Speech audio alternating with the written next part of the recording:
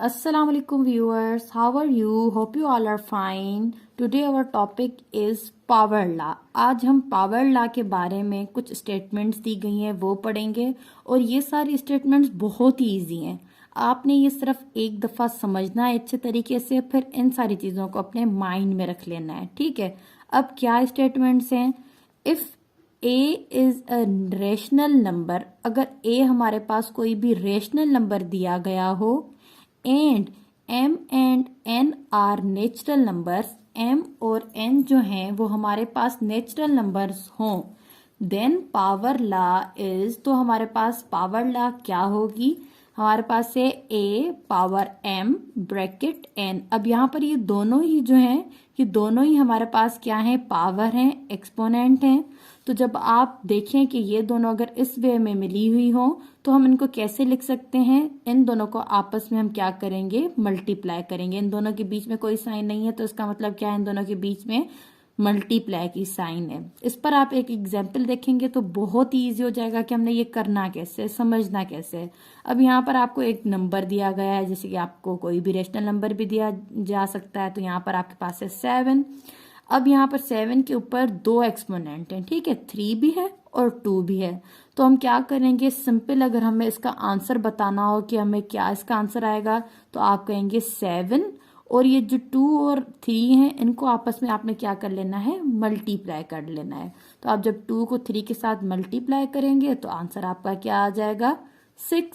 Simple है। अब आप इस पर एक और एग्जाम्पल देखें। अब यहाँ पर जैसे कि यहाँ पर 2 है, 8 है, लेकिन यहाँ पर ये दोनों ही 2 जो हैं इनकी क्या है? एक्सपोनेंट हैं। तो यहाँ पर इनका एक्सपोनेंट देखें, एक्सपोनेंट को हमने क्या करना है? आपस में मल्टीप्लाई करना है।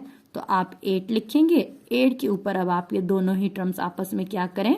मल्टीप्लाई करें। तो आंसर क्या आ जाएगा? 8 पावर 4। अब ये तो आपको पावर लॉ समझ आ गया। अब इससे रिलेटेड कुछ और पॉइंट्स जो कि बहुत ही इंपॉर्टेंट होती हैं वो आप समझें।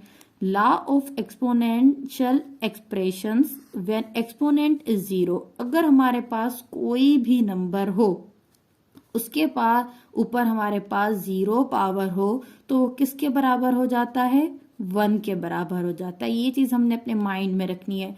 यहाँ पर जरूरी नहीं है ए हो बी हो, यहाँ पर ये एग्जाम्पल दिया गया है। इससे रिलेटेड अगर सपोज दैट हमारे पास 5 और पावर में हमारे पास एक्सपोनेंट 0 हो तो ये वैल्यू किसके बराबर हो जाएगी? 1 के बराबर हो जाएगी।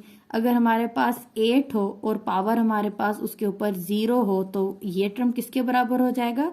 1 के बराबर। मतलब कोई भी नंबर हो और उसके ऊपर आपका पावर अगर 0 हो तो वो आपका नंबर जो है वो किस में कन्वर्ट हो जाएगा? 1 में हो जाएगा।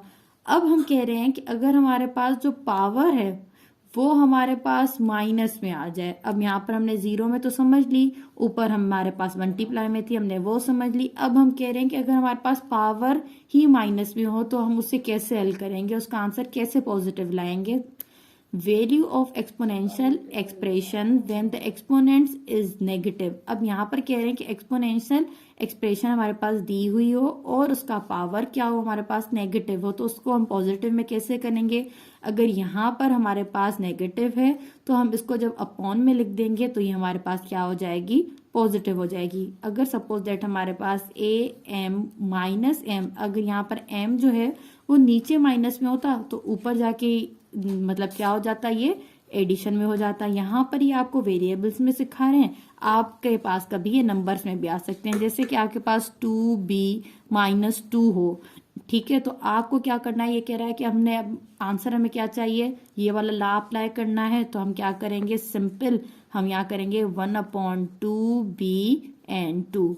यहाँ पर हमारी क्या पावर आ गई? अगर हमारे पास टर्म पावर नेगेटिव में हो तो उसे हमें पॉजिटिव में लाने के लिए सिंपल क्या करना होता है? सॉरी, यहाँ पर आपका 2 ऊपर ही रहेगा क्योंकि पावर हमारे पास किस में है? सिर्फ 2b को हमारे पास नेगेटिव पावर है तो सिर्फ हम 2b, मतलब यहाँ पर जो b है वो ही सिर्फ नीचे आए उतारेंगे, लेकिन यहाँ पर जो उसके साथ कोएफिशिएंट 2 है वो वहीं पर ही सेम रहेगा, ठीक है। जिस मतलब नंबर के साथ या किसी भी वेरिएबल के साथ जो नेगेटिव में पावर होती है सिर्फ वही हमने क्या करना होता है? नीचे करना होता है। अदरवाइज अगर कोई भी टर्म उसके साथ लिखे हुए हैं लिखे हुए हो तो आपने उनको ऊपर अपनी ही जगह पर लिखना है और नीचे सिर्फ नेगेटिव टर्म्स को ही लाना है।